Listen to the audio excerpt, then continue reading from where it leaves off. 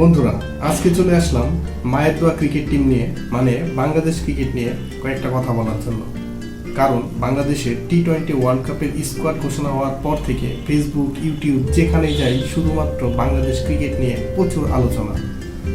সাইফুদ্দিন কেন দলে নাই, মেহেদী মিরাজ কেন দলে নাই, শান্ত এত ডাক মারার পরেও কেন ক্যাপ্টেন, লিটন কেন দলে আছে পারফরমেন্স না করার কারণেও, অনেক কিছু। এই জন্যই ক্রিকেট নিয়ে কথা বলার জন্য চলে আসলাম। আর ক্রিকেট একমাত্র জায়গা যেটা নিয়ে আপনি যা ইচ্ছা তাই বলতে পারবেন। কোনো রাজনৈতিক চাপ নাই, কোনো সাইবার ক্রাইমের ইস্যু নাই, কোনো মামলা মোকদ্দমা নাই। আপনি চাইলে গালিগালাজও করতে পারেন। এই যেমন শুরুতেই আমি বলে বসলাম মায়ের দোয়া ক্রিকেট টিম। আসলে সবাই বাংলাদেশ ক্রিকেট টিমকে মায়ের দোয়া ক্রিকেট টিম নামেই ডাকে। কারণ তারা হেরে গেলেই একটা কথাই বলে, আমাদের জন্য দোয়া করবেন, আপনাদের দোয়াই পারে আমাদেরকে জয়ে ফেরাতে। এখন দোয়াই একমাত্র ভরসা। এবং বাংলাদেশ ক্রিকেটের জন্য দোয়া করবেন। দোয়া করা ছাড়া আর কিছু অপশন নাই। আপনারা সবাই আমার জন্য দোয়া করবেন। দোয়া করেন, সবাই মিলে আমাদের জন্য দোয়া করতে পারেন। সবাই দোয়া করবেন। আমাদের দোয়া দরকার। দোয়া করতে পারি যে যেন ওরা ফর্মে ফেরত আসে। দোয়া করা ছাড়া আর কিছু নাই। সবার কাছ থেকে দোয়া চাইব। দোয়া করেন। আসি ভাই, দোয়া করেন। মায়ের দোয়া আছে, এই মায়ের দোয়া থাকলে কোনো চিন্তা নাই। যাই হোক, ভিডিওটা শেষ পর্যন্ত দেখুন, আশা করি ভালো লাগবে। চলুন শুরু করি আমার এক প্রবাসী বন্ধুর ফেসবুক স্ট্যাটাস দিয়ে।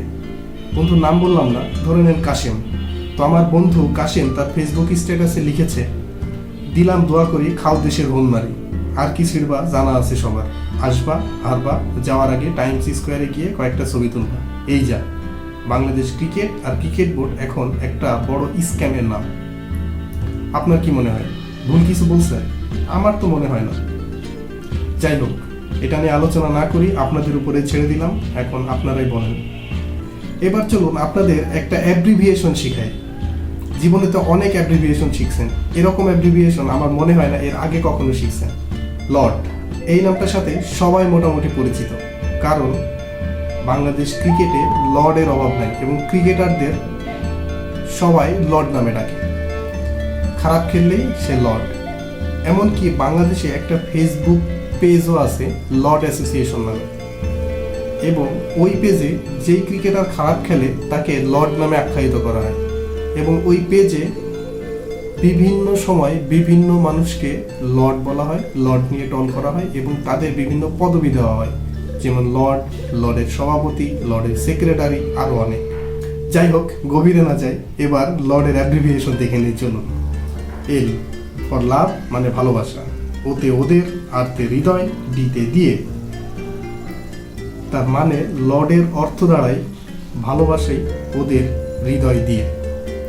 চিন্তা করে দেখছেন কখনো এভাবে? এবার বুঝুন হৃদয় দিয়ে ওদের আপনারা কতটা ভালোবাসেন। ভালো যদি নাই বাসেন তাহলে ক্রিকেটে এরকম গাড় মারা পারফরমেন্স করার পরেও কি আপনারা আবার ক্রিকেট খেলা দেখতে বসেন? ক্রিকেট খেলা নিয়ে এত মাতামাতি করেন? ভালোবাসা আছে বলেই আপনারা ক্রিকেট নিয়ে এত মাতামাতি করেন। আপনাদের প্রত্যাশা থাকে আকাশচুম্বী।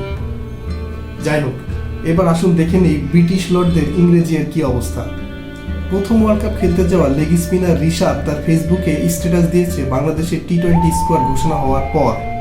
স্ট্যাটাসে তিনি লিখেছেন, feeling incredibly grateful for this opportunity. মা গো, পড়তে যে অবস্থা খারাপ। আবার লিখেছে, fully committed to giving it my all on the field, ইনশাল্লাহ। আর একজন ক্রিকেটার জাকির আলী অনেক, তিনি লিখেছেন, thrilled to be part of Bangladesh's টি-20 ওয়ার্ল্ড কাপ স্কোয়াড। ও ভাই, পুরাই মাথার পাশ দিয়ে গেল। এবার আসুন দেখি দোয়া বাবা মানে শেখ মেহেদি কি লিখেছে। আলহামদুলিল্লাহ ফর এভরিথিং, থ্যাংকস টু আল্লাহ and BCB for giving me the opportunity to represent the country. Everyone pray for us. ভাই আবারও দোয়া। পোলাটা এত দোয়া চাই কেন? মানুষ আর কত দোয়া করবে? ভাই মানুষ যদি সবসময় ওদের জন্যই দোয়া করে তাহলে বাপ মার জন্য কখন দোয়া করবে? ভাই মানুষের আর খায়া দেয়া কাম নাই, সারাদিন ওদের দোয়াই করবে। এবার লর্ডদের লর্ড মানে ক্যাপ্টেন শান্ত স্কোয়াড ঘোষণা হওয়ার পর তিনি লিখেছে, ফেসবুকে স্ট্যাটাস দিয়েছে, দ্য 15 ফর দ্য আইসিসি টি-20 world cup 2024 wish us well. আরে ভাই, আমার বন্ধু কাশেম আগেই তো উইশ করে দিয়েছে, আর কি উইশ করবে? এর চেয়ে ভালো উইশ আর হয়? আর একজন ক্রিকেটার খালেদ আহমেদ, তিনি শুধু টেস্ট ক্রিকেট খেলেন, মোটামুটি ভালোই ধারাবাহিক, খারাপ না।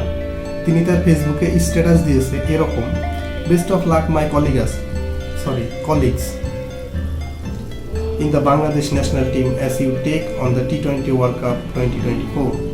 Play with passion and pride. Our entire nation is behind you. My God, sure I'll start art.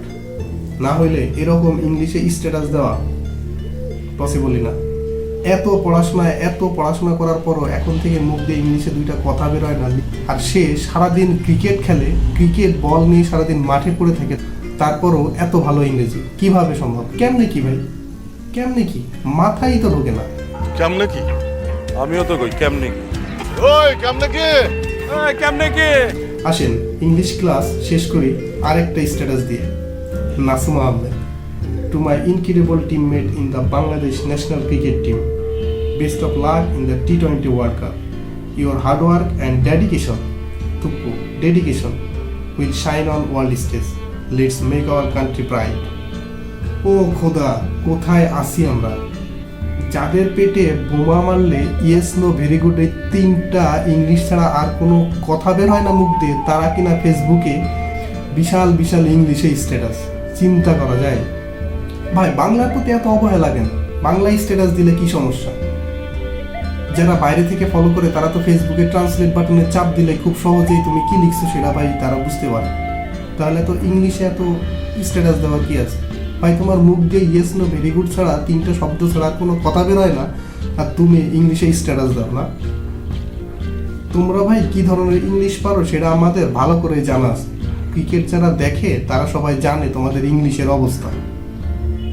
So ইংলিশে স্ট্যাটাস না দিয়ে বাংলা স্ট্যাটাস দাও, বাঙালি বুঝবে।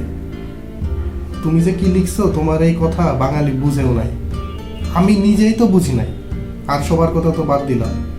আসুন শেষ করে একটা হট টপিক দিয়ে, আমাকে আবার ভুলে যায় না টাইপের। সাইফুদ্দিন কেন দলে নাই? এটা জাতির প্রশ্ন, জনগণের প্রশ্ন, সবার মুখে মুখে সাইফুদ্দিন কেন দলে নাই। আর এই বিষয়টা নিয়ে বাংলাদেশের মিডিয়ায় এত হাইপ তৈরি করছে, চিন্তার বাইরে ভাই। কারণ মিডিয়া জানে ক্রিকেট একটা আবেগের জায়গা, তাই তারা বাঙালিদের আবেগ নিয়ে খেলতেছে। আর আবেগ নিয়ে খেলতে ভাই কার না ভালোবাসে? সে হোক প্রেমিকা, হোক প্রেমিক, আর হোক বাংলাদেশ ক্রিকেট। ভাই সাইফুদ্দিন দলে থাকলে কি হইতো? বাংলাদেশ বিশ্বকাপ জিতত। মেহেদি মিরাজ দলে থাকলে কি হইতো? বাংলাদেশ বিশ্বকাপ জিতত। সাইফুদ্দিন দলে নাই, এইটা নিয়ে বিশাল হইচই। সাইফুদ্দিন কেন নাই, কি আরে যা তা অবস্থা। কয়েকদিন আগে একটা রিপোর্টার দেখলাম, মানুষের দাঁড়ে দাঁড়ে ঘুরে বেড়াচ্ছে আর জিজ্ঞাসা করছে সাইফুদ্দিন দলে নাই, এটা নিয়ে আপনার মতামত কি, আপনার প্রতিক্রিয়া কি? আর পাবলিকও পাইছে সাইফুদ্দিন দলে নাই। হুদাই একটা আজাইরা জিনিস নিয়ে মাতামাতি, হুদাই একটা আজাইরা জিনিস নিয়ে লাফালাফি। আমার যতটুকু মনে পড়ে, ক্রিকেট যতটুকু দেখছি, সাইফুদ্দিন যেদিন থেকে খেলে, সাইফুদ্দিনের নাম শুনলে আমার ভাই তিনটা জিনিস মনে আসে। এক, ডেভিড মিলারের কাছে বেধড়ক মার। দুই, এই লাস্ট জিম্বাবুয়ে ইচ্ছা মতো একদম পিটুনি। আর তিন, বিপিএলে 7টা ওয়াইড বল দিয়ে আন্দ্রে রাসেলকে রান করতে না দেওয়া। এর বাইরে সাইফুদ্দিন যদি আপনার কি মনে পড়ে? সাইফুদ্দিন কি ভাই বিরাট কোহলি, যে দলে না থাকলে পারে বাংলাদেশ ভালো খেলবে না, বাংলাদেশের বিশ্বকাপ জয়ের সম্ভাবনা থাকবে না? সাইফুদ্দিন ওই লেভেলের ক্রিকেটার না যাকে দলে রাখতেই হবে।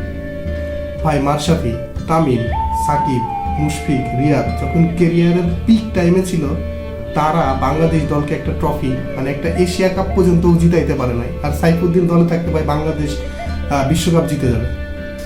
আসলে পাবলিকের মন রাখতে হলে পারে এরকম একটা স্কোয়াড দরকার। তামিম ইকবাল, ইমরুল ব্রো, এনামুল বিজয়, মুশফিক, হিটার সাব্বির, মাহমুদুল্লাহ রিয়াদ, মেহেদি মিরাজ, মাশরাফি মুর্তজা, সাইফুদ্দিন, লিওনেল মেসি আর ক্রিস্টিয়ানো রোনালদো। রিজার্ভ প্লেয়ার হিসেবে থাকবে সাকিব আল হাসান আর নেইমার।